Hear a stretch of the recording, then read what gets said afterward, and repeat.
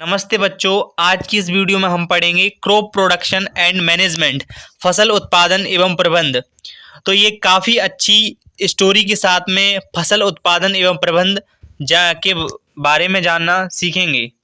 आज हम पढ़ेंगे फसल उत्पादन एवं प्रबंध कक्षा 8 विज्ञान का पहला अध्याय शुरू करने जा रहे हैं। पूरा अध्याय आप अच्छे से देखिए, सबको समझ में आ जाएगा।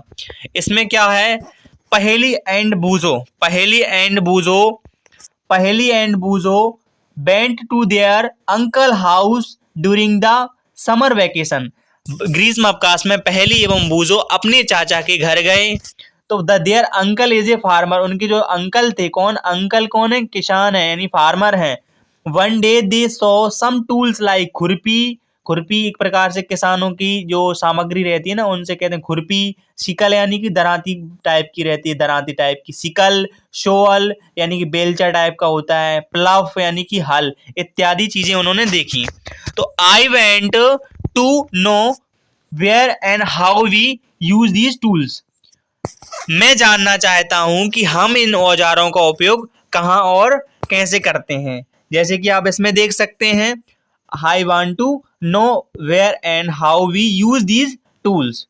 You have learned that all living organism requires food. आप पढ़ चुके हैं सभी सजीवों को भोजन की आवश्यकता होती है। Plants can make their food themselves, यानी कि जो पेड़ पौधे होते हैं वो अपना भोजन स्वयं बना सकते हैं। Can you recall how green plants synthesis their own food, यानी कि हरे पौधे अपना भोजन किस प्रकार संश्लेषित करते हैं, क्या आप बता सकते हैं। Animals including humans can not make their own food, यानी कि जो एनिमल्स होते हैं, ह्यूमंस हैं, ये सारे के सारे मिलकर अपना मतलब जो भोजन है स्वयं नहीं बना सकते, किसी न किसी चीज पर निर्भर रहना पड़ता है। So where do animals get their food from, यानी कि जंतुओं के भोजन का स्रोत क्या है। But first of all why do we have to eat food, पहले ये बताएं हम भोजन ग्रहण ही क्यों करते हैं।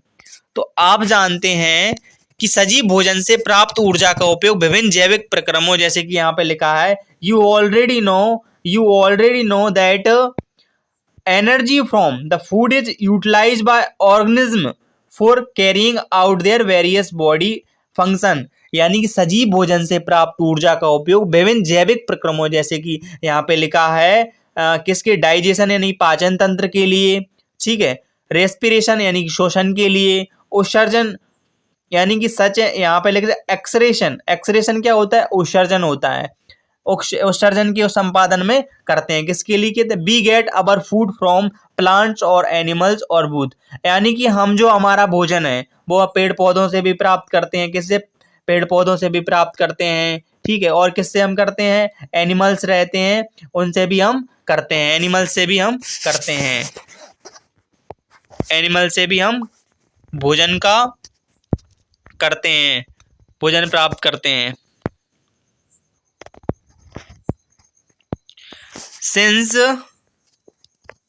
Since we all need food, क्या है, फूड, हम सभी के लिए क्या है कि हमें सब सजीवों के लिए आवश्यकता होती है। How can we provide food to a large number of people in our country, यानी कि बहुत बड़ी जनसंख्या में हम उनको भोजन की व्यवस्था किस प्रकार से कर सकते हैं।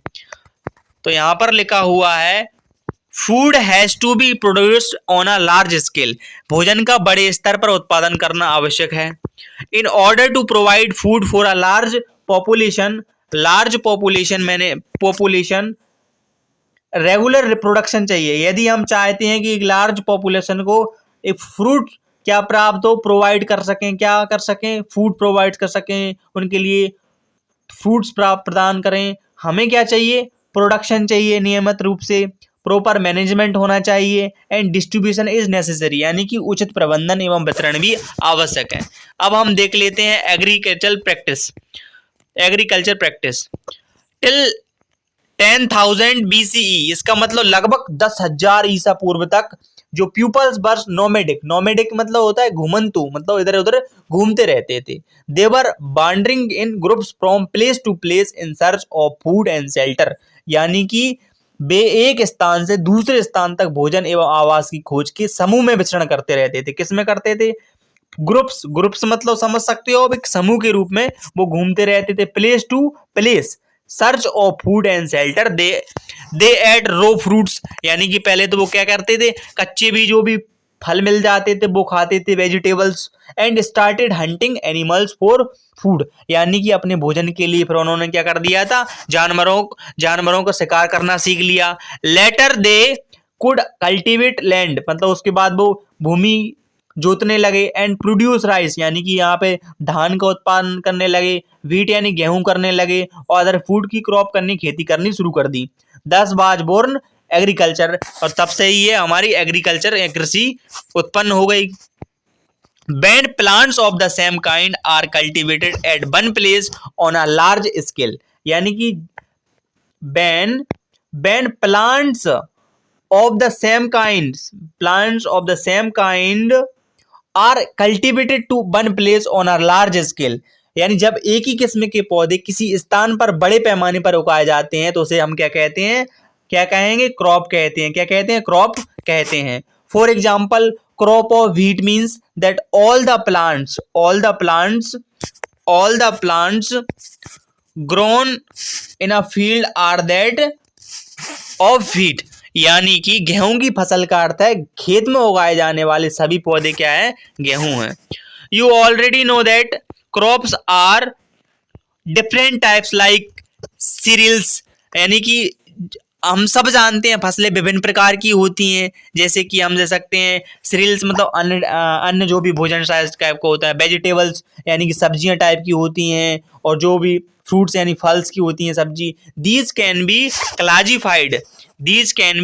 Classified on the basis of the season in which they grow, यानी कि उनको उनके सीजन यानी कि उनके मौसम के हिसाब से उनको वर्गीकृत किया गया है।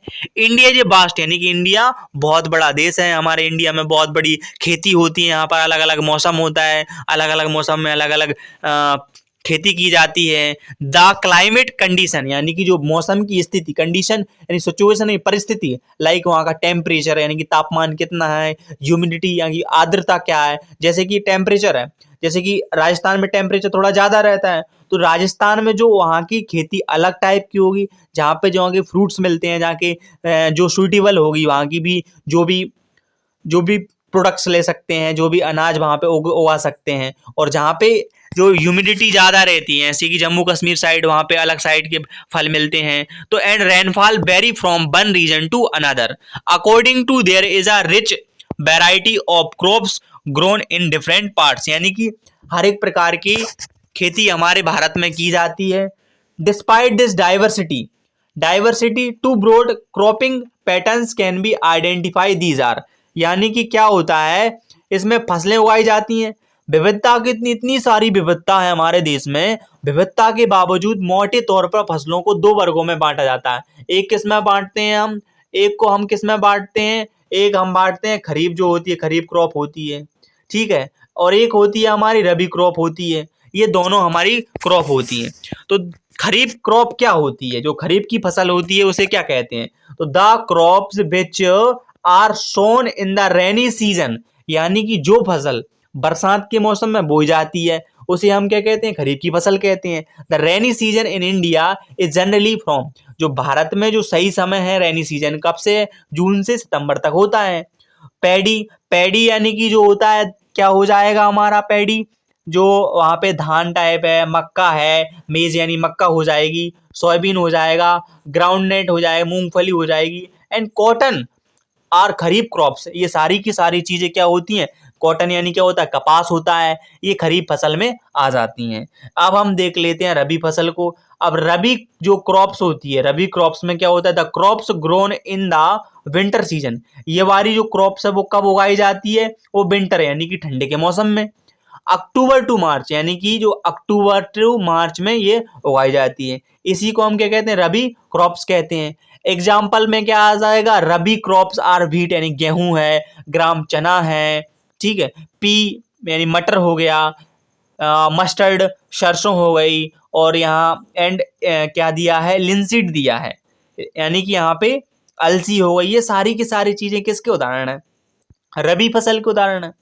अब देख लेते हैं हम, beside these pulses and vegetables are grown during, ऐसा थोड़ी ना होता है, 2 ही सीजन होते हैं। इसके बाद भी कुछ लोग जो है क्या कौन सा सीजन होता है, समर यानी कि गर्मियों के मौसम में कुछ सब्जियां वगैरह लगा लेते हैं, जैसे कि दालें वगैरह हैं, सब्जियां ग्रीष्म ऋतु में पल्सेस वगैरह ये लगा लेते हैं।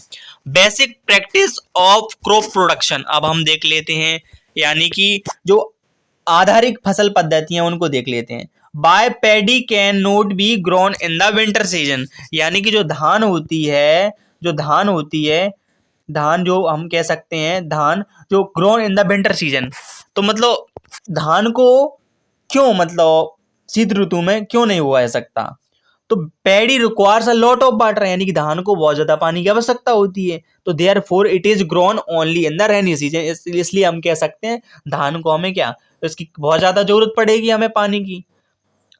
Cultivation of crops involves several activities undertaken by farmers over a period of time.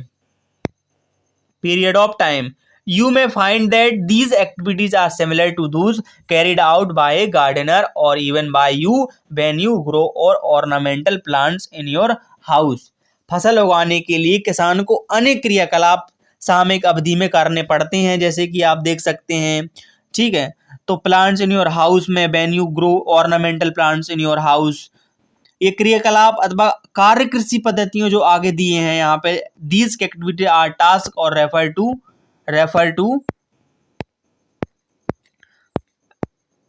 As agriculture practice which are listed below, यानी कि जो कृषि पद्धतियां जो नीचे दी गई हैं, क्या क्या करना होता है बेसिक प्रैक्टिस के लिए, क्रॉप प्रोडक्शन के लिए। सबसे पहले हम क्या करते हैं, प्रिपरेशन ऑफ सॉइल, हमें क्या करना पड़ेगा फसल करने के लिए, सबसे पहले हमें क्या जरूरत पड़ेगी कि मिट्टी को तैयार करना पड़ेगा। प्रिपरेशन ऑफ सॉइल, अच्छे से पहले हम मिट्टी को क्या कर लेते हैं, तैयार कर लेते हैं, फिर हम क्या करते हैं, उसमें सोइंग बुआई करते हैं, फिर खाद व उर्वरक देना, यानी कि उसमें क्या करते हैं, मैन्यूअर यानी होता है खाद, और फर्टिलाइजर्स जो भी उर्वरक होता है वो देना होता है। फिर हम क्या करते हैं, इरिगेशन सिंचाई करना होता है। फिर प्रोटेक्टिंग फ्रॉम वीड्स, यानी कि जो भी खरपतवार से सुरक्षा करनी होती है, प्रोटेक्टिंग फ्रॉम वीड्स। फिर हम क्या करते हैं, हार्वेस्टिंग, कटाई करते हैं। फिर हम उनको भंडारण यानी स्टोरेज कर लेंगे, ठीक है। ये हमारी क्या होती हैं, कृषि की पद्धतियां होती हैं। प्रिपरेशन ऑफ सॉइल, अब हम देखेंगे मिट्टी की तैयारी हम कैसे करते हैं। तो द प्रिपरेशन हम कैसे करेंगे, the preparation of soil is the first step, मतलब पहली तैयारी होती है फसल उगाने के लिए। One of the most important task in agriculture is to turn the soil and loosen it, यानी कि मिट्टी को पलटना, इसे पोला बनाना कृषि का बहुत महत्वपूर्ण काम होता है। क्योंकि इम्पोर्टेंट टास्क क्या होता है कि टर्न इनटू, मतलब मिट्टी को पलटना है, उसको कैसे बनाना है, पोला बनाना है, जैसे लूज टाइप का कर देना है। तो this is allow the roots to penetrate deep into the soil, इससे क्या हो जाता है, जो इसमें जो जड़ें होती हैं भूमि में गहराई तक जाती हैं, इससे क्या हो जाता है, जो penetrate deep into the soil, जो भी क्या होती है रूट्स, यानी कि जो जड़ें होती हैं वो यहाँ पे अंदर तक चली जाती है मिट्टी में। तो the loose soil allows the roots to breathe easily even when they go deep into the soil. इसमें क्या होता है, पोली मिट्टी में गहराई में धसी जड़ें सरलता से शोषण कर सकती हैं, मतलब आसानी से कर लेती हैं पोली मिट्टी, क्योंकि जब मिट्टी होगी ना, मिट्टी कठोर होगी, तो जो जड़ें हैं वो शोषण नहीं कर पाएंगी, ठीक है। तो the loose and soil helps in the growth of earthworms and microbes, यानी कि पोली मिट्टी में रहने वाले केंचुओं, जो यानी कि जो भी अर्थवॉर्म्स हो गए, माइक्रोब्स हो गए, सूक्ष्म जीवों की जो वृद्धि प्रेजेंट इन द सॉइल, उनको क्या करती है, ग्रोथ बढ़ाती है, जो भी वृद्धि करने के लिए सहायक होती है पोली मिट्टी। ये जीव किसानों के मित्र होते हैं, क्या होते हैं ये, these organism are friends of the farmer. कौन से हो जाते हैं हमारे, ऐसे कि हमारे कौन से हो गए, अर्थवॉर्म्स हो गए, माइक्रोब्स हो गए, ये फार्मर्स के क्या होते हैं, फ्रेंड्स होते हैं। Loosen the soil and add humus to it, क्योंकि ये मिट्टी को पलट कर पोला करते हैं। कौन करते हैं, further turn and loosen the soil and add humus to. But why the soil needs to be turn and loosened, यानी कि मिट्टी को पलटना और मिट्टी को पोला बनाना क्यों जरूरी है? वो इसलिए जरूरी है, अब हम देखते हैं। You have learned in the previous classes that soil contains minerals, यानी कि हमने पिछले अध्याय में पढ़ चुके हैं, किसके बारे में पढ़ा है? जे कंटेंस मिनरल्स के बारे में पढ़ा है, किसके वाटर के बारे में पढ़ा है, एयर के बारे में, जो भी सब सारे के सारे लिविंग ऑर्गेनिज्म हैं उन सारे के बारे में हम पढ़ चुके हैं, जो भी सजीव होते हैं। इसके अलावा इन एडिशन डेड प्लांट्स, यानी कि जो मृत पौधे हो गए, and animals get decomposed by soil organism, यानी मृत पौधे एवं जंतु भी मिट्टी में पाए जाने वाले जीवों द्वारा अपघटित हो जाते हैं, यानी डिकम्पोज्ड हो जाते हैं। इन दिस वे इस प्रक्रम में क्या होता है? Various nutrition in the dead organism are released back into the soil. इस प्रक्रम में मृत जीवों में पाए जाने वाले जो पोषक होते हैं वो मिट्टी में निर्युक्त होते हैं। कैसे हो जाते हैं? Release back into the soil में आ जाते हैं। तो these nutritions are again absorb by plants, ये पोषक पौधों द्वारा अवशोषित किए जाते हैं। किसके द्वारा? पौधों द्वारा कर लिए जाते हैं। Since only a few centimeters of the top layer of soil supports plants growth, क्योंकि ऊपरी परत के कुछ सेंटीमीटर जो होता है ना, वो मिट्टी की ही पौधे की वृद्धि में सहायक होता है। Turning and losing of soil brings the nutrient rich soil to the top so that plants can use these nutritions। इसे उलटने पलटने और पोला करने से पोषक पदार्थ ऊपर आ जाते हैं और पौधे इन पोषक पदार्थों का उपयोग कर सकते हैं। अतः उलटना पलटना एवं पोला करना फसल उगाने के लिए अत्यंत महत्वपूर्ण है। Turning and loosening of soil is very important for cultivation of crops. The process of losing and turning of the soil is called tilling और प्लाफिंग। इनको हम क्या कहते हैं? टिलिंग और प्लाफिंग। पोला करने की प्रक्रिया क्या कहलाती है? जुताई कहलाती है। दिस इज डन बाय प्लफ, जैसे हम कैसे हल चलाकर कर सकते हैं। हल क्या होता है? प्लफ को क्या बोलते हैं? हल बोलते हैं। तो लकड़ी आर मेड ऑफ वुड और आयरन, लकड़ी और लोहे का बना हुआ होता है। If the soil is very dry it में नीड वाटरिंग बिफोर प्लाफिंग, यानी कि जो भी हमारी मिट्टी है, मिट्टी कैसी है? बहुत कठोर है, तो हमें क्या वाटर इरिगेशन की जरूरत पड़ेगी। इरिगेशन करने के बाद हम क्या कर देंगे? उसको जोत सकते हैं। द प्लव्ड फील्ड में है big clumps of soil called crumbs, यानी कि हमें जुते हुए खेत में मिट्टी के बड़े बड़े जो ढेले भी हो सकते हैं, इन्हें एक पाटल की सहायता से तोड़ना आवश्यक हो जाता है। कैसे? हमें क्या करना होता है कि जो भी द प्लग्ड फील्ड में have B big clumps soil called, यानी क्या बोलते हैं? क्रम्स बोलते हैं। क्रम्स मतलब बड़े बड़े ढेल होते हैं, उन्हें हमें बराबर भी तो करना होगा ना। तो it is necessary to break these crumbs, मैंने छोटे छोटे टुकड़ों में करके उनको बराबर करना भी होता है। Levelling the field is beneficial for sowing as well as for irrigation, यानी कि ये कार्य जो होता है ना, बुआई एवं सिंचाई के लिए खेत को समतल करना आवश्यक हो जाता है। किसके लिए हो जाता है? हमें सोइंग करना हो, ठीक है, वेल एज फॉर इरिगेशन के लिए। Levelling of soil is done with the help of leveller, यानी कि जो लेवलर होता है उसकी सहायता से हम आसानी से समतल खेत कर सकते हैं। Sometimes manure is added to the soil before tilling, this help in proper mixing of manure with soil. कभी कभी जुताई से पहले खाद दी जाती। क्या दी जाती? मैन्योर यानी खाद होता है, खाद दी जाती है। इससे जुताई के समय खाद मिट्टी में भली भांति मिल जाती है। तो बुआई से पहले खेत में क्या दिया जाता है? The soil is moistened before sowing, यानी कि बुआई से पहले खेत में पानी दिया जाता है। The soil is moistened before sowing. अब हम देख लेते हैं कृषि के औजार देख लेते हैं, यानी कि एग्रीकल्चर इम्प्लीमेंटेशन। अब हम क्या देखेंगे? ये देखने वाले हैं। Before sowing the seeds it is necessary to break soil clumps to get better yield. अच्छी उपज के लिए before sowing the seeds it is necessary, हमें आवश्यकता है कि मिट्टी को भुरभुरा करना आवश्यक है। कैसा करना है? Clumps to get better yield, अच्छे क्रॉप्स के लिए, अच्छी फसल के लिए। This is done with the help of various tools, होते हैं इसके लिए बहुत सारे प्रकार के। The main tools used for these purpose, this purpose are the plough, यानी कि हल हो गया, हॉय यानी उसमें क्या होता है, हल तो हो ही जाता है, इसमें क्या होगा, कुदाली, यानी कि हॉय ये क्या है, एक कुदाली है। कल्टीवेटर क्या हो जाता है, कल्टीवेटर हो जाता है। इस कार्य में उपयोग किए जाने वाले ये सारे के सारे औजार होते हैं। जैसे कि ये देख सकते हैं, ये किसान है, ये यहाँ पर देख सकते हैं, ये इसको क्या बोलते हैं हम, यहाँ पे दिया हुआ है, ये दिया हुआ है, इसे हम क्या बोलेंगे, ये दिया है, ये क्या है, बीम है। और यहाँ पर ये प्लग दिया है, ये दिखा रहे हैं, ये सारा ये प्लग दिया है यहाँ पर, ये बना हुआ है, ये इसे हल बोलते हैं, ठीक है। ये इसे यहाँ पर प्लग शाफ्ट है, ये किसान है, खेत इसके जोत रहा है। अब हम इसके बारे में देखते हैं, प्लग के बारे में, हल के बारे में जानेंगे। This is being used since ancient times for tilling the soil, प्राचीन काल से हल का उपयोग जुताई खाद किसके लिए, ancient times for tilling the soil यानी कि जुताई के लिए, एडिंग फर्टिलाइजर यानी कि खाद के लिए, टू द क्रॉप फसल के लिए, ये सारी चीजें करने के लिए हम यूज करते हैं। रिमूविंग द बीड्स खरपतवार निकालने के लिए, एंड टर्निंग द सॉइल यानी कि मिट्टी को पलटने के लिए। This is made of would and is drawn by a pair of balls, इसमें क्या होता है, ये औजार लकड़ी का बना होता है, किसका होता है, वुड यानी लकड़ी का बना होता है।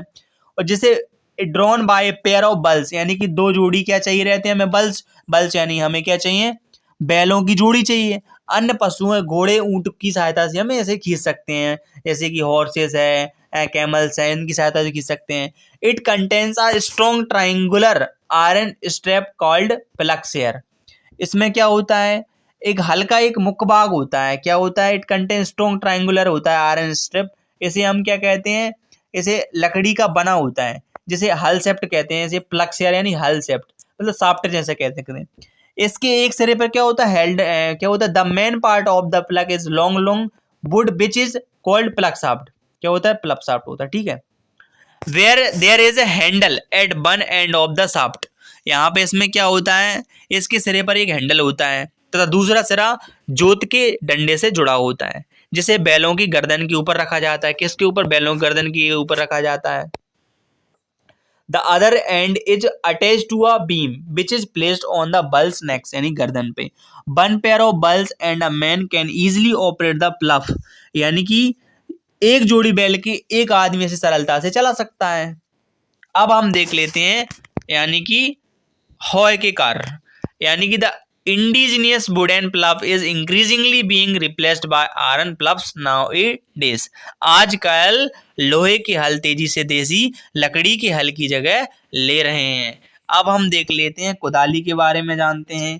तो कुदाली किसे कहते हैं, कुदाली, हॉय यानी कुदाली, it is a simple tool which is used for removing weeds, यानी एक सरल औजार है जिसका उपयोग हम खरपतवार जो निकालने के लिए, खरपतवार निकालने और मिट्टी को पोला करने के लिए हम इसका यूज करते हैं। It has a long road of would और आयरन, इसमें एक लकड़ी अथवा लोहे की छड़ होती है, इसमें कुदाली टाइप की होती है।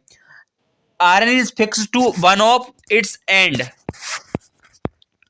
And works like a blade, it is pulled by animals, यानी कि इसमें क्या होता है, जिसके एक सिरे पर लोहे की चौड़ी क्या होती है, मुड़ी हुई प्लेट सी होती है, ठीक है। जैसे कि आप इसमें देख सकते हैं, ये चित्र इसमें दिया हुआ है, ये किसका है, ये इसमें क्या जुड़ा हुआ है, ये क्या है, ये ग्रिप है, यहाँ से पकड़ा हुआ रहता है, ये हैंडल दिया है, ये हैंडल यहाँ पर लगा हुआ है, ये हैंडल दिया हुआ है, यहाँ पर हैंडल दिया है, ये हमारा हैंडल है, ये बीम है, ये इससे जोतते हैं, ये छड़ यहाँ पर लगी हुई है, ये क्या है, मुड़ी हुई ये प्लेट लगी हुई रहती है, बेंड प्लेट है। तो अब हम देख लेते हैं इस प्रकार से कल्टीवेटर के बारे में हम जानते हैं। अब कल्टीवेटर के बारे में जानेंगे। तो कल्टीवेटर नाउ अडेज ploughing is done by tractor driven, मतलब आप देखते होंगे पहले के ज़माने में जो पारंपरिक खेती होती थी वो हलों के द्वारा होती थी, लेकिन आज के ज़माने में ट्रैक्टर उन्होंने नई नई बढ़ती टेक्नोलॉजी के द्वारा कल्टीवेटर यूज करने लगे हैं, और जो भी लेबर का टाइम होता था वो बच जाता है और कम समय में जुताई हो जाती है। यहाँ पर एक किसान है, ये आप देख सकते हो, ये किसान है और ये किसान क्या कर रहा है, ये यहाँ पर जोत रहा है। अब हम देख लेते हैं बुआई के बारे में, और अब हम जानेंगे बुआई के बारे में सारे के सारे steps. Sowing is an important part of crop production, यानी बुआई फसल उत्पादन का सबसे महत्वपूर्ण चरण होता है, क्योंकि जब तक बुआई नहीं करेंगे तो काटेंगे कहाँ से, तो हार्वेस्टिंग कैसे होगी। तो हमारा पहला सही ये हो गया हमारा स्टेप। तो बोने से पहले हमें क्या चाहिए, बिफोर सोइंग गुड क्वालिटी, यानी अच्छी क्वालिटी का हमें क्या चाहिए, गुड क्वालिटी। हमें क्या चाहिए, क्लीन्स एंड हेल्थी सीड्स, बीज चाहिए, अच्छी क्वालिटी का बीज होगा तो अच्छी फसल निकलेगी। Are selected farmers prefers to use seeds which give high yield, यानी कि हमें कहाँ से लेना चाहिए, किसान अधिक उपज देने वाले बीजों को प्राथमिकता देता है, वो तो देता ही है। अब होता है सिलेक्शन ऑफ सीड्स, यानी कि बीजों का चयन।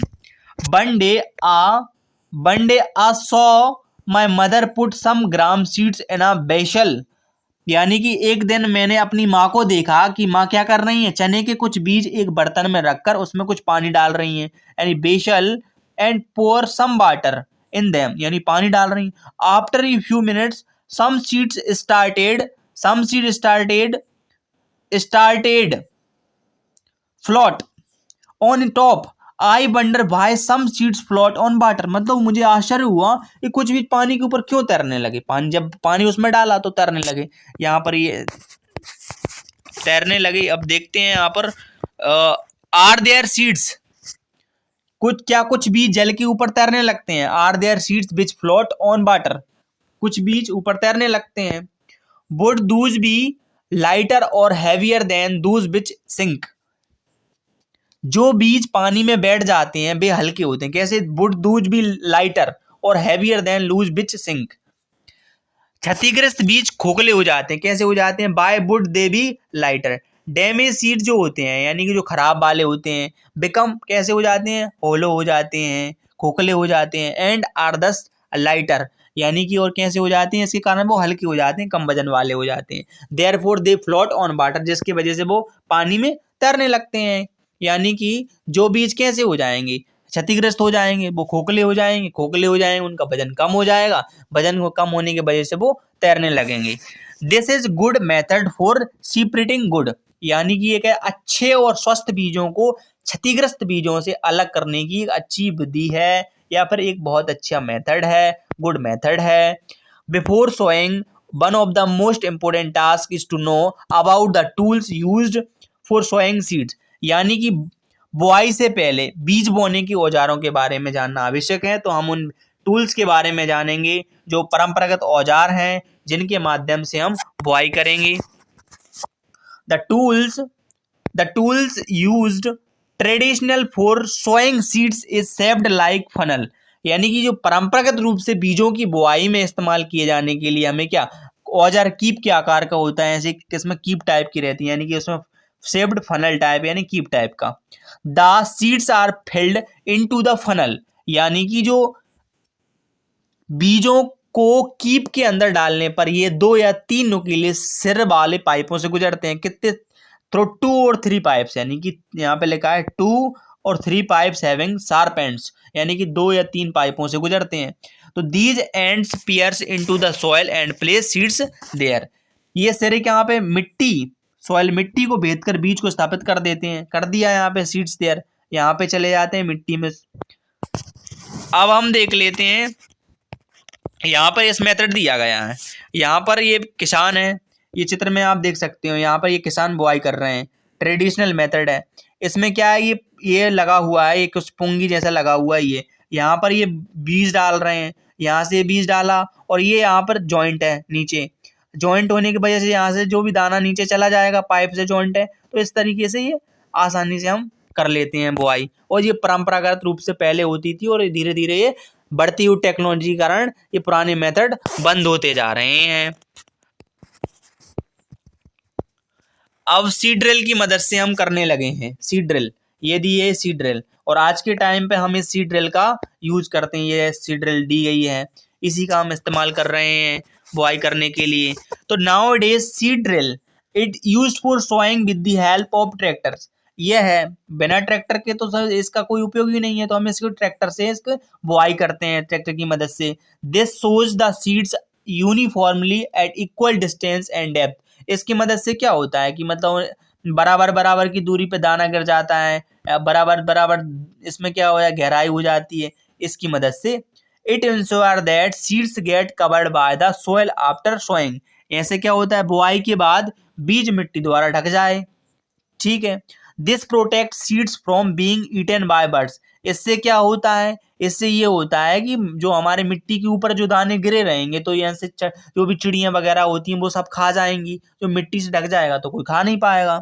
Sowing by using a seed drill saves time and labour. यदि हम इसका इस्तेमाल करेंगे, इसका इस्तेमाल होगा तो बहुत आसानी से बहुत कम समय में हमारा क्या हो जाएगा, खेत तैयार हो जाएगा, खेत बोब जाएगा और लेबर की जरूरत भी नहीं होगी।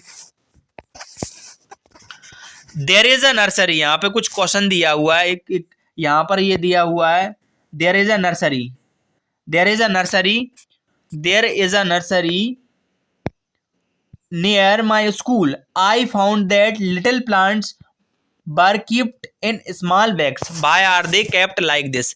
यानी कि मेरे विद्यालय के समीप एक पौधशाला, एक नर्सरी है। मैंने देखा कि पौधे छोटे छोटे थैलों में रखे हैं। वे इस प्रकार क्यों रखे गए हैं? Seeds a few plants such as paddy are first grown in a nursery। धान जैसे, यानी कि ये पैडी यानी धान, तो धान जैसे कुछ पौधों के बीजों को पहले पौधशाला में क्या करें, उगाया जाता है और उगाने के बाद उन्हें अच्छे तैयार कर लेंगे। तो when they grow into seedlings they are transplanted to the field manually। यानी कि पौध तैयार हो जाने पर उन्हें क्या हाथों के द्वारा लगाते हैं field manually. Some forest plants and flowering plants are also grown in the nursery. यानी कुछ बनीय पौधे होते हैं, पुष्पी पौधे भी पौधशाला में उगाए जाते हैं, फिर उसके बाद हाथों के द्वारा लगाए जाते हैं। appropriate distance between the seeds is necessary to avoid overcrowding of plants। पौधों को अत्यधिक घने होने से रोकने के लिए बीजों के बीच उचित दूरी पर अत्यंत महत्वपूर्ण है कि मतलब सही दूरी पर हो। इससे पौधों को सूर्य का प्रकाश क्या मिलता है, सूर्य का प्रकाश मिल जाएगा, सफिशिएंट सनलाइट मिल जाएगी और पोषक एवं जल पर्याप्त मात्रा में प्राप्त होता है, यहाँ पे पर्याप्त हो जाता है। At times a few plants may have to be removed to prevent overcrowding. यानी कि अधिक घनेपन से क्या होता है, यानी घनेपन को रोकने के लिए हम क्या करेंगे, पौधों को निकाल कर हटा दिया जाता है। रिमूव फॉर प्रिवेंट ओवरक्राउडिंग, बहुत ज़्यादा पेड़ पौधे हो गए हैं। तो अब हम देख लेते हैं खाद एवं उर्वरक मिलाना। ये हम यहाँ से हमने देख लिया, पहले हमने मिट्टी को तैयार किया, फिर उसके बाद हमने बुआई की, बुआई करने के बाद हमने अब क्या है, खाद एवं उर्वरक मिलाना होता है। तो इसमें क्या होता है, adding manure and fertilisation. The substance which are added to the soil in the form of nutrition for the healthy growth of plants are called manure and fertilizer। यानी कि वे पदार्थ जिन्हें मिट्टी में पोषक स्तर बनाए रखने के लिए मिलाया जाता है, किसमें, are added to the soil for nutrition के लिए, यानी पोषक तत्व बढ़ाने के लिए, उन्हें हम क्या कहेंगे, फर्टिलाइजेशन यानी खाद या उर्वरक हम कहेंगे। I saw a healthy crop growing in a farm. यानी मैंने एक खेत में उगने वाली स्वस्थ फसल पौधे को क्या देखा है, इन द नेबरिंग फार्म, यानी कि पास में खेत में। पौधे कमजोर थे, कैसे थे, the plants were weak. Why do some plants grow better than others. यानी कि अन्य पौधों की तुलना में ज्यादा अच्छी तरह से क्यों उगते हैं। अब हम इसको समझ लेते हैं।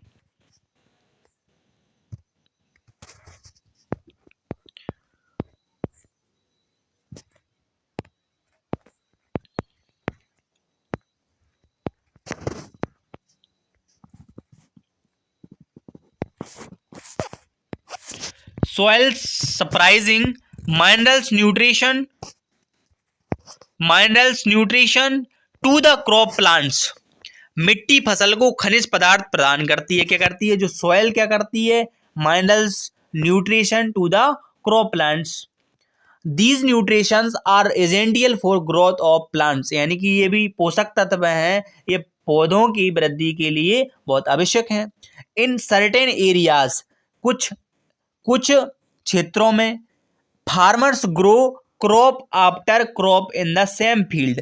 यानी कि कुछ क्षेत्रों में किसान खेत में एक के बाद दूसरी फसल उगाता है। तो खेत the field is never left uncultivated और फैलो, यानी खेत कभी खाली नहीं छोड़ जाते। कल्पना कीजिए, यानी कि imagine what happens to the nutrients, यानी कि पोषकों का क्या होता होगा। तो फसलों कंटिन्यूअस कल्टीवेशन है, फसलों को लगातार होना of crops makes the soil poor in nutrition. इससे क्या होता है, जब लगातार लगातार हम फसल उगाते रहेंगे, जो भी मिट्टी के पोषक तत्व हैं वो खत्म हो जाते हैं। अब makes the soil poor in nutrition, therefore farmers have to add manure to the fields to replace to the soil with nutrients. इसलिए जो किसान है, किसान क्या करता है, खाद बीज डालता है, किससे उर्वरक क्षमता बढ़ जाए। Manure is an organic substance, खाद एक क्या है, एक कार्बनिक यानी कि जैविक पदार्थ है। Substance obtained from the decomposition of plants और एनिमल्स वेस्ट, यानी कि जो जीव जंतु हैं, पत्ते हैं, पत्तियां, इन सब जो वेस्ट हो जाते हैं, जो इनसे जो कचरा टाइप का बनता है, इनसे जो उसी को हमें मैन्योर खाद कहते हैं, जैविक खाद कहते हैं। The farmers dumps plants and animals waste and pits at open place and allow it to decompose, यानी कि इस क्षति को पूरा करने के लिए किसान खेतों में खाद डालते हैं, डाल दिए उन्होंने। अब वो तो डालते हैं किसान, पादप एवं जंतु अपशिष्टों को एक गड्ढे में डालते जाते हैं, जो भी जैसे गोबर टाइप का रहता है, हम डालते जाते हैं, वो इकट्ठा होता है, डिकम्पोज होता रहता है, फिर धीरे धीरे वो खाद बन जाता है। कैसे होता है, the decomposition is used by some microorganism, सूक्ष्म जीवियों के द्वारा उनका क्या हो जाता है, धीरे धीरे अपघटन हो जाता है, डिकम्पोजिशन हो जाता है, धीरे धीरे डिकम्पोजिशन हो जाता है। It used by some organism, these decomposed matter is used as organic manure, यानी कि जो हमने जैविक खाद कहते हैं, जिस प्रकार से बनाया जाता है। You have already learned about vermi composition in class 6th, हम पढ़ चुके हैं। और आगे हम देखते हैं, हमने खाद देख लिया है और यहाँ पे कुछ मेथड तरीके से दिए गए हैं, इनका यूज हम कर सकते हैं।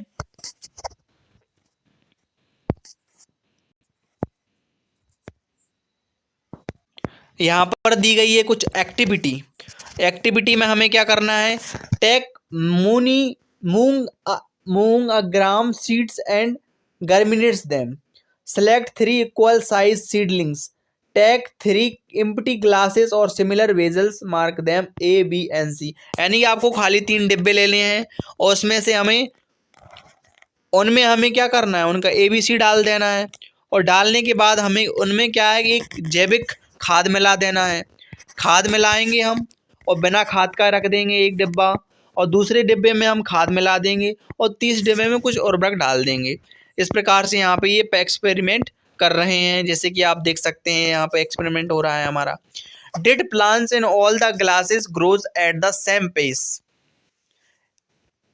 जो पौधे हैं all the glasses grow at the same pace, आपने देखा कि जो ग्लासेस में सेम समय में क्या वृद्धि हुई, नहीं हुई होगी, क्योंकि जिसमें जैविक खाद डला होगा, खाद डलने से वहाँ की उसकी वृद्धि ज़्यादा पहले हुई होगी।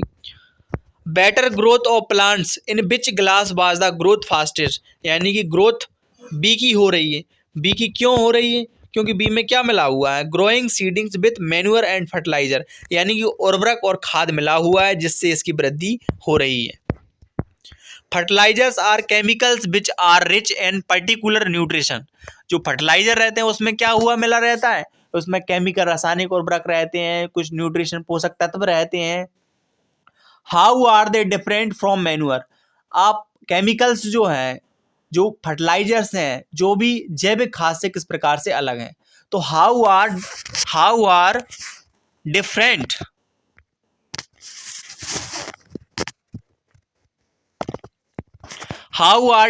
the different from manure fertilizers are produced of factories. Some examples of fertilizers are urea हो गया, अमोनियम सल्फेट हो गया, सुपर फास्फेट हो गया, पोटास हो गया, नाइट्रोजन फॉस्फोरस पोटेशियम हो गया, ये सारे के सारे क्या होते हैं, उर्वरक होते हैं।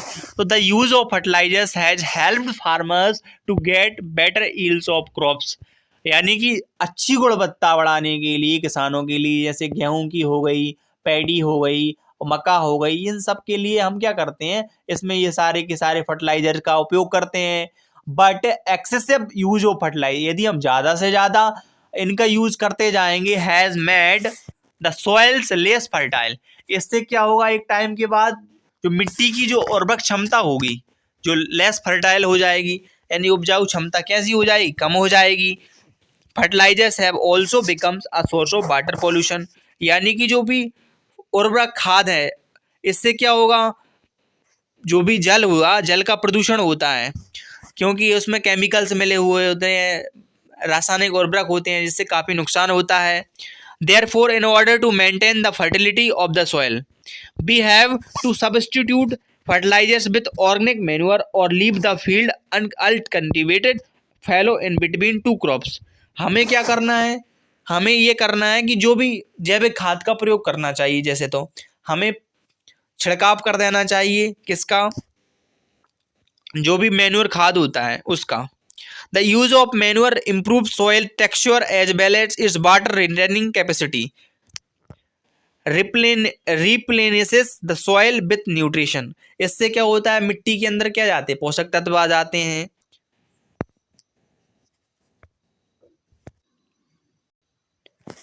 यदि हम जो मैन्योर खाद होगा उसका इस्तेमाल करेंगे तो हमारा फसल उत्पादन अच्छा होगा। ये हमने इस चित्र के माध्यम से समझा। यहाँ पर हमने कुछ नहीं डाला, बी वाले डब्बे में हमने फर्टिलाइजर का इस्तेमाल किया, इसलिए उसकी ग्रोथ अच्छी हुई। और हम देख लेते हैं difference between fertilizer and manure. अब फर्टिलाइजर जो होते हैं, फर्टिलाइजर आप सब जानते हो क्या होती हैं फर्टिलाइजर, तो हम फर्टिलाइजर के बारे में जानेंगे, फर्टिलाइजर और मैन्योर होता क्या है। तो फर्टिलाइजर जो हैं वो उर्वरक होते हैं और ये मैन्योर क्या होता है, खाद होता है। तो fertilizer is an made inorganic salt, यानी कि उर्वरक एक मानव निर्मित क्या होता है, एक लवण होता है, एक सॉल्ट होता है। और जो मैन्योर जो होता है ना, manure is a natural substance obtain by the decomposition of cattle Dang and plant resides, यानी खाद एक क्या प्राकृतिक पदार्थ है, जो गोबर हो गया, क्या हो गया कैटल डंग यानी गोबर हो गया, और जो प्लांट रेसिड्यूज यानी कि जो अवशेष, पौधों के अवशेष के विघटन से खाद बनता है। Fertilizer is prepared for factories, यानी कि जो खाद जो कहाँ बनता है, ये बनता है ना हमारा, ये उर्वरक बनता है, ये कहाँ बनता है, फैक्ट्री में बनेगा। और जो हमारा खाद है ये कहाँ बन जाएगा, हमारे खाद खेतों में बनाई जा सकती है। और fertilizers does not provide any humus to the soil, यानी उर्वरक से मिट्टी को ह्यूमस प्राप्त नहीं होती। और खाद से जो manure provides a lot of humus, यानी ह्यूमस प्रचुर मात्रा में प्राप्त हो जाती है, यानी अच्छी क्वालिटी की गुणवत्ता मिलती है, किससे मिलती है, जैविक खाद से मिल जाती है।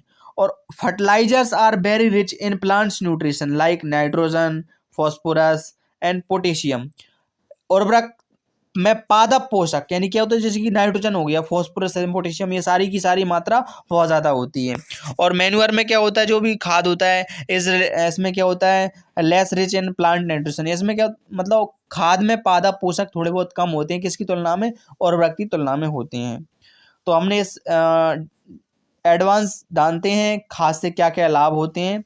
तो the organic manure is considered better than fertilizers, this is because, यानी कि जैविक खाद उर्वरक की अपेक्षा अधिक अच्छी मानी जाती है, यानी कि जो ऑर्गेनिक मैन्योर है वो हम घर पे बना सकते हैं, लेकिन इसे अच्छा माना जाता है, जैसे कि वो खाद डालने से अच्छा माना जाता है।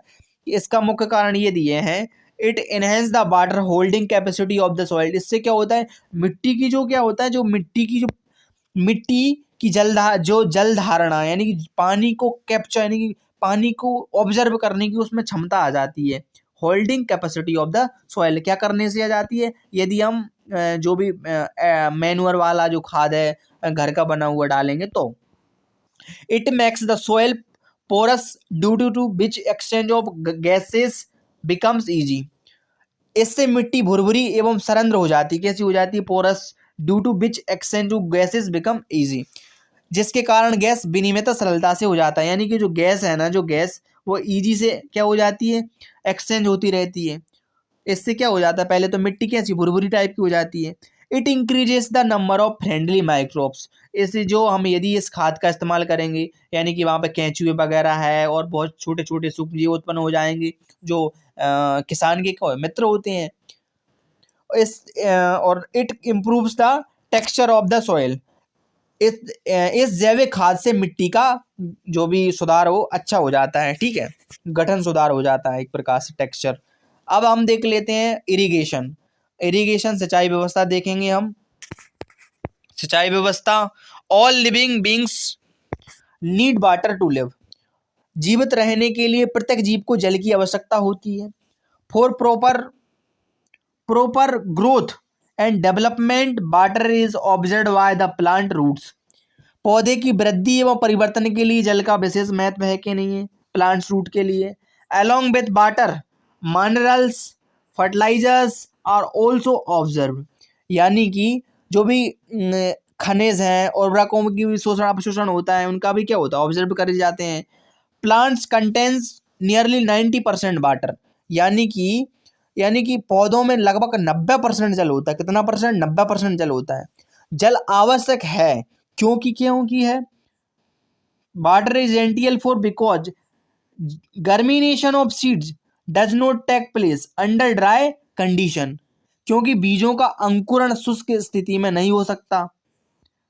Water transported nutrition is dissolve in water are transported to each part of the plant. जल में घुले हुए जो भी पोषक तत्व होते हैं, डिजॉल्व यानी घुले हुए, वाटर में, are transported to each part of the plant, यानी कि पोषक का स्थानांतरण पौधे के प्रत्येक भाग में होता है। पौधे का जो पोषक तत्व होंगे वो पानी के द्वारा प्रत्येक भाग में पहुंच जाते हैं। Water also protects the crop from both Frost and hot air currents, यानी कि ये फसलें पाले एवं गर्म हवा से रक्षा करती हैं, जैसे फॉरेस्ट हो गया, फ्रॉस्ट है, और जो भी गर्म हवाएं हैं ये वो उससे रक्षा करते हैं। To maintain the moisture of the soil for healthy crop growth fields have to be watered regularly. हमें क्या करना चाहिए? स्वस्थ फसल वृद्धि के लिए मिट्टी की नमी को बनाए रखने के लिए खेत में नियमित रूप से जल देना आवश्यक है। The supply of water to crops at regular intervals is called irrigation, यानी कि निश्चित अंतराल या विधि में जो खेत में जल देना है हमें सिंचाई कहलाता है। और जो time and frequency of irrigation varies from crop to crop, यानी कि फसलों का अलग अलग टाइम रहता है उनका देने का। Soil to soil and season to season. In summer the frequency of watering in is higher, यानी कि गर्मी ज़्यादा पड़ेगी तो गर्मियों में पानी की ज़्यादा आवश्यक रहेगी और ठंडों में पानी की आवश्यकता कम रहेगी। ऐसे हम कह सकते हैं मौसम के हिसाब से हमें वाटर की आवश्यकता रहती है। और I am very careful this year about watering the plants. Last summer में plants dry up and died. इस वर्ष पानी देते समय मैं अधिक सतर्क हूँ। पिछली गर्मियों में मेरे पौधे सूख और मर गए थे, यहाँ पर लिखा हुआ है। अब यहाँ पर हम देखते हैं source of irrigation. Source of क्या देखते हैं? इरिगेशन देखते हैं। द सोर्स ऑफ यानी कि सिंचाई के साधन। सिंचाई के साधन मोस्टली क्या होते हैं? The source of water for irrigation are wells, यानी कुएं से होता है, यानी कि वाटर ऑफ इरिगेशन ट्यूबवेल्स हो गए, जो भी ट्यूबवेल्स होते हैं, पॉन्ड्स तालाब हो जाते हैं, लेक्स यानी कि जो भी नहर हैं, झील हैं, नदियां हैं, डैम्स हैं, ये सारी की सारी चीज़ों से हम क्या करते हैं? पानी देते हैं, सिंचाई करते हैं। और यहाँ पर जैसे कि इसमें देख सकते हो चित्र में, यहाँ पर दिया हुआ है, यहाँ से ये क्या कर रहे हैं? मोट से इस प्रकार से ये सिंचाई कर रहे हैं।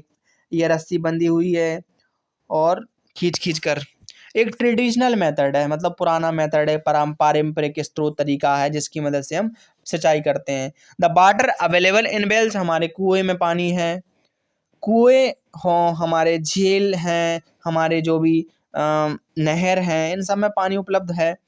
तो by different method in different region, मतलब निकाल कर, मतलब अलग अलग एरिया में अलग अलग तरीके से पानी निकाल कर हम सिंचाई करते हैं। Kettles, humans, levers used these methods. मवेशी अथवा मजदूर इन विधियों में इस्तेमाल किए जाते हैं, यानी कि मजदूर भी यूज कर सकते हैं। So these methods are cheaper, बहुत सस्ते होते हैं, क्योंकि हमें क्या चाहिए? लेवर्स हो या फिर कैटल हो, बट लेस एफिशिएंट, यानी कि हैं तो सही लेकिन ये सस्ते हैं, लेकिन कम दक्षता वाले हैं।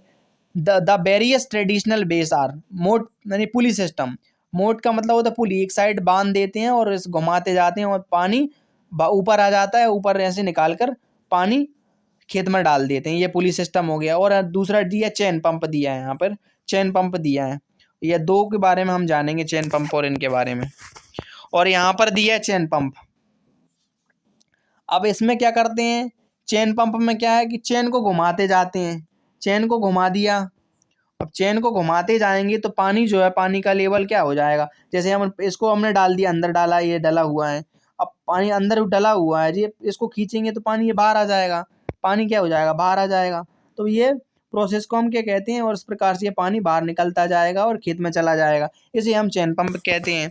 अब हम देखेंगे डेकली, यानी डेकली से क्या करना होता है, यहाँ पर वजन रख दिया, थोड़ा सा हमें क्या करना पड़ेगा, वजन रखना पड़ेगा, और ये पानी, ये बाल्टी भर जाएगी कंप्लीट। और बाल्टी भरने के बाद इस प्रकार से हम धीरे धीरे सिंचाई करते रहते हैं। तो यहाँ पर लिखा है लेवर सिस्टम, हमने पढ़ लिए ये मोस्टली। यहाँ पर ये घूमते रहते हैं और ये बैल बंधा हुआ है, और बैल ये कोई भी राहत है। इसमें क्या करना होता है, ये रहट बोलते हैं इसको। तो हम क्या करते हैं, pumps are commonly used for lifting water, यानी कि जल को ऊपर खींचने के लिए हम पंप का उपयोग किया जाता है। तो डीजल जो है, diesel, biogas, electricity and solar energy is use to run these pumps, यानी कि जो पंपों को हमें पंप से की मदद से भी हम आज के टाइम पे करते हैं, मोटर है, मोटर की मदद से भी सिंचाई करते हैं। इनके लिए हमें किसकी, इलेक्ट्रिसिटी यानी लाइट की ज़रूरत पड़ती है। अब देख लेते हैं मॉडर्न मेथड। अब मॉडर्न मेथड में हमें क्या करना पड़ेगा, सिंचाई की आधुनिक विधियाँ आ जाएंगी, नई नई टेक्नोलॉजी बढ़ जाएगी। अब स्प्रिंकलर सिस्टम है, इसमें दिया गया है। और स्प्रिंकलर सिस्टम में क्या होता है, एक मोटर कसी हुई रहती है, और इससे कम पानी, मतलब कम पानी में ही अच्छे से सिंचाई हो जाती है, व्यर्थ पानी नहीं होता है। और ड्रिप सिस्टम भी दिया गया है यहाँ पर ये हर पौधे पर नली लगी हुई होती है, बूंद बूंद करके पानी जाता है, ये इससे बहुत पानी की बचत की जाती है। ये भी काफ़ी अच्छा मेथड है। तो है दो इतने सारे तरीके दिए गए हैं मॉडर्न मेथड्स इरिगेशन कैसे करते हैं।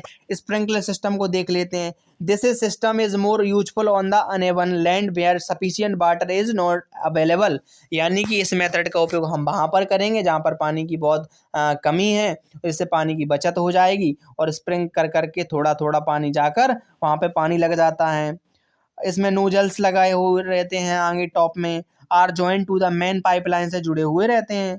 इसमें क्या है, इसमें हम क्या करना होता है, ये पाइप निश्चित दूरी पर मुख्य पाइप से जुड़े होते हैं। जब पंप की सहायता से जल मुख्य पाइप में भेजा जाता है तो वह घूमते हुए नोजल से बाहर निकलता है। तो मतलब इसका छिड़काव पौधे पर इस प्रकार होता है, जैसे वर्षा हो रही है तो छिड़काव कॉफ़ी की खेती, कई अन्य फसलों के लिए अत्यंत उपयोगी है।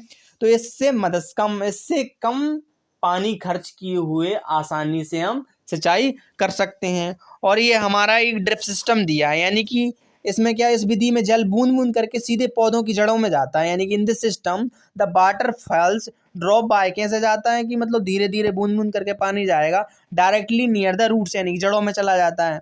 अब जड़ों में जाएगा तो it is called drip system, इसे हम क्या कहते हैं, ड्रिप सिस्टम कहते हैं।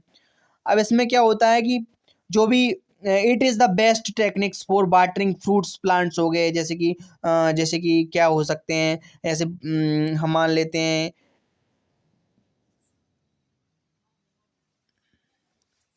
पेड़ पौधे हो गए, कोई भी हमें फल है, उन्हें हम पानी देना है तो इसमें 10 से हम आसानी से कर सकते हैं। तो आज के लिए हमारा इतना ही, क्योंकि वीडियो लंबी हो जाएगी। तो वीडियो अगर अच्छी लगे तो लाइक शेयर सब्सक्राइब ज़रूर कर देना है। Thank you very much for seeing this video.